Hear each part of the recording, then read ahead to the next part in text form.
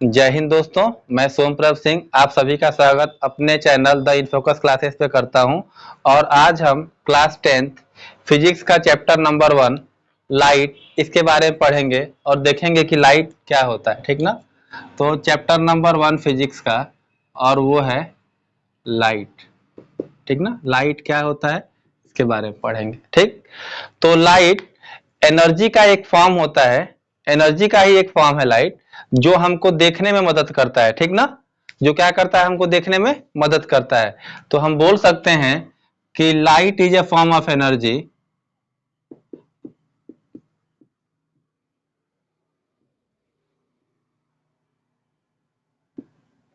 that enable us to see, that enable us to see। मतलब light energy का एक ऐसा फॉर्म है जो हमको देखने में मदद करता है, जिसकी वजह से हम देख सकते हैं, वो लाइट है। और लाइट वो एनर्जी का एक फॉर्म होता है। ठीक है, यहां तक कोई समस्या नहीं है।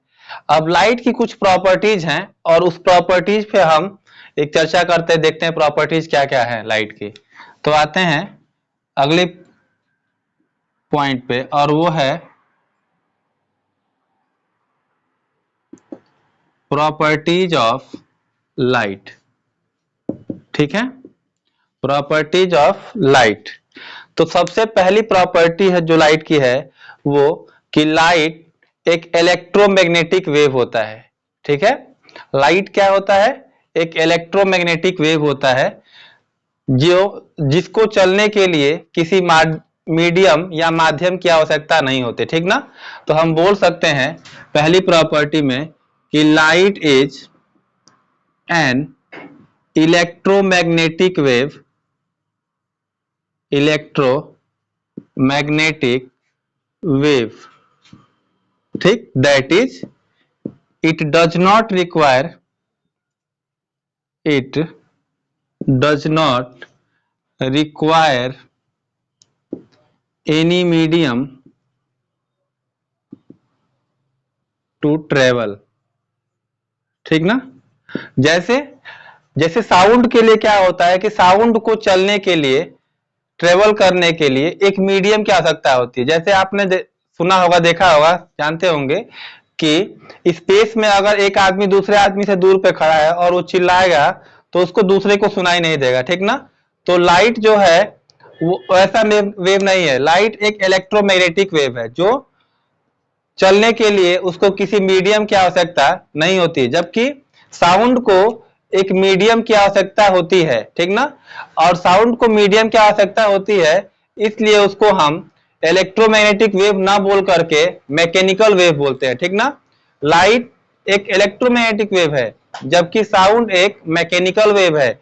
मैकेनिकल वेव का मतलब यह है कि it does require any medium to travel. ठीक ना, समझ में आ रहा बात कि लाइट को किसी मीडियम की आवश्यकता नहीं है, जबकि साउंड को चलने के लिए किसी मीडियम की आवश्यकता है। इसका मतलब कि साउंड एक मैकेनिकल वेव है, साउंड एक मैकेनिकल वेव है, जबकि लाइट एक इलेक्ट्रोमैग्नेटिक वेव है, इलेक्ट्रोमैग्नेटिक वेव है। अच्छा, इलेक्ट्रोमैग्नेटिक का मतलब है कि it does not require, it does not require any medium to travel, any medium to travel. ठीक ना, जबकि इट रिक्वायर्स मीडियम, इसको मीडियम की आवश्यकता है। ठीक ना, तो याद रखेंगे। पूछते हैं कि लाइट एक इलेक्ट्रोमैग्नेटिक वेव क्यों है, तो हम बोलेंगे कि सर लाइट एक इलेक्ट्रोमैग्नेटिक वेव इसलिए है क्योंकि इसको चलने के लिए किसी मीडियम की आवश्यकता नहीं होती है। ठीक है, तो ये एक पॉइंट हो गया हमारे पास, पहला पॉइंट। दूसरा जो पॉइंट है वो ये है कि लाइट हमेशा और हमेशा, लाइट हमेशा और हमेशा एक स्ट्रेट लाइन में ट्रेवल करती है। ठीक ना, अब वो बात अलग है कि हम सोर्स को ही बार बार डिफ्लेक्ट कर रहे हैं, तो लाइन जो लाइट होगी वो जिग जैग चलेगी। ठीक ना, लेकिन अगर सोर्स स्ट्रेट है तो लाइट हमेशा सोर्स को अगर इधर उधर नहीं कर रहे हैं तो लाइट हमेशा स्ट्रेट लाइन में ही ट्रेवल करेगी, ठीक ना। तो दूसरी प्रॉपर्टी हो गई कि light travels in straight line, light travels in straight line, ठीक है, कोई दिक्कत नहीं है यहां तक।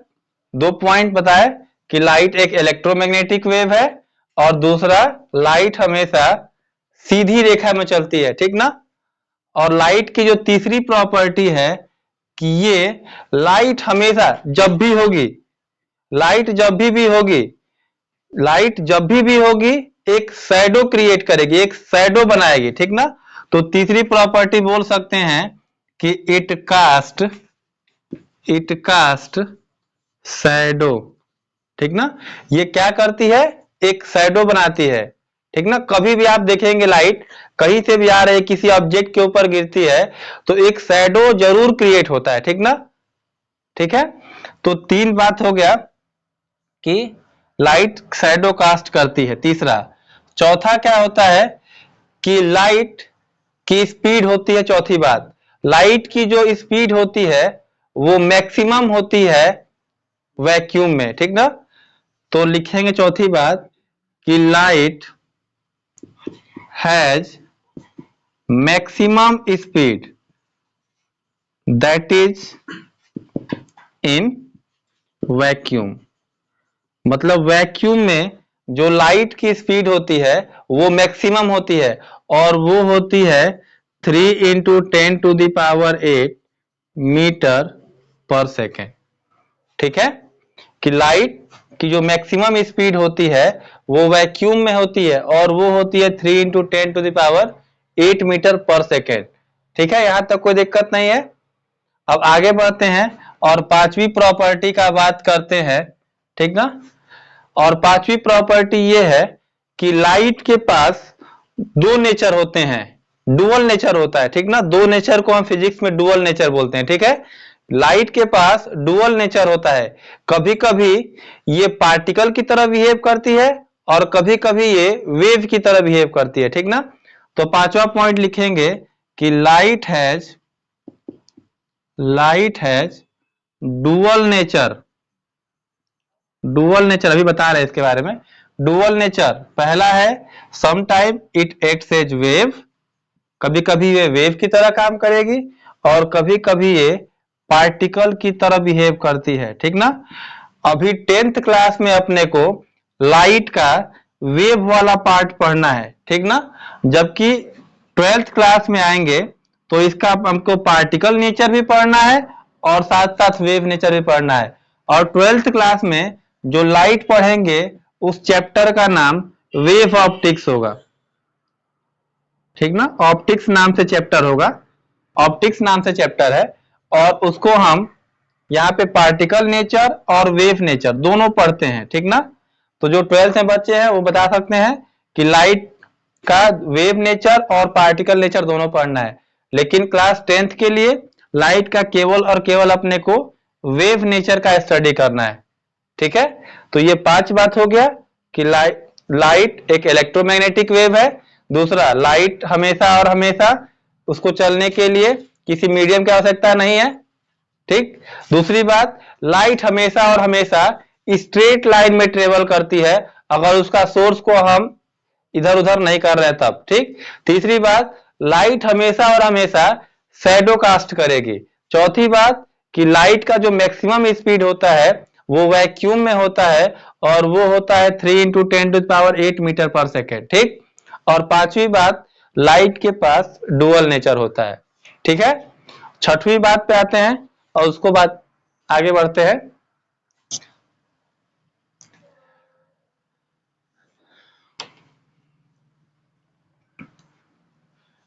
सिक्स नंबर पॉइंट है कि लाइट अगर किसी सरफेस पर डाउनफॉल होती है, गिरती है, तो वहां पे तीन प्रोसेस होते हैं। लिख सकते हैं कि when light falls on a surface,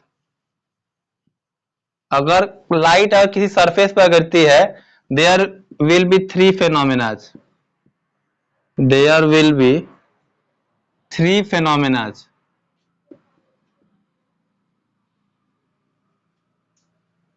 अगर लाइट किसी सरफेस पर गिरती है तो वहां पे तीन बातें होंगी। पहला, या तो वो रिफ्लेक्ट होगी, या तो वहां पर रिफ्लेक्शन होगा। दूसरा, या तो वहां पर रिफ्रैक्शन होगा, ये रिफ्लेक्शन है और ये रिफ्रैक्शन है।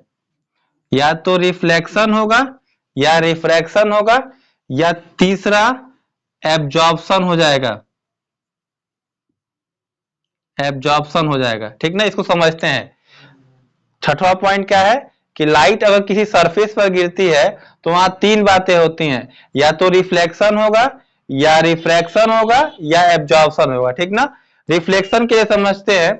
जैसे रिफ्लेक्शन क्या होता है कि एक मिरर लेंगे और मिरर का एक सरफेस पॉलिश्ड होगा, ठीक ना, और ये पॉलिश जो होता है सिल्वर कोटिंग का होता है, ठीक ना, और 6 मिरर्स में ये कोटिंग सिल्वर की होगी। और अगर इसके ऊपर अगर हम कोई लाइट को गिराते हैं, डाउनफॉल कराते हैं, तो यहां से ये टकराने के बाद ऐसे वापस चली जाती है। ठीक ना, तो इस प्रॉपर्टी को हम रिफ्लेक्शन कहते हैं। मतलब लाइट का एक मीडियम में एयर से चलकर एयर में ही जाना। ठीक ना, मतलब ऐसे गिरा ये रे और ऐसे लाइट चली गई। ठीक ना, और जो ये रे डाउनफॉल हो रही है, ये जो रे डाउनफॉल हो रही है उसको हम इंसिडेंट रे के नाम से जानते हैं। ठीक ना, जो रे डाउनफॉल हो रही है मिरर पे उसको हम इंसिडेंट रे के नाम से जानेंगे, और जो रे ऐसे निकल रही है उसको हम रिफ्लेक्टेड रे के नाम से जानेंगे। रिफ्लेक्टेड है, रिफ्रैक्टेड नहीं है, रिफ्लेक्टेड रे के नाम से जानेंगे। ठीक है, तो ये प्रॉपर्टी है रिफ्लेक्शन की। ठीक, जबकि रिफ्रैक्शन में क्या होता है, रिफ्रैक्शन में लाइट एक मीडियम से दूसरे मीडियम में जाती है।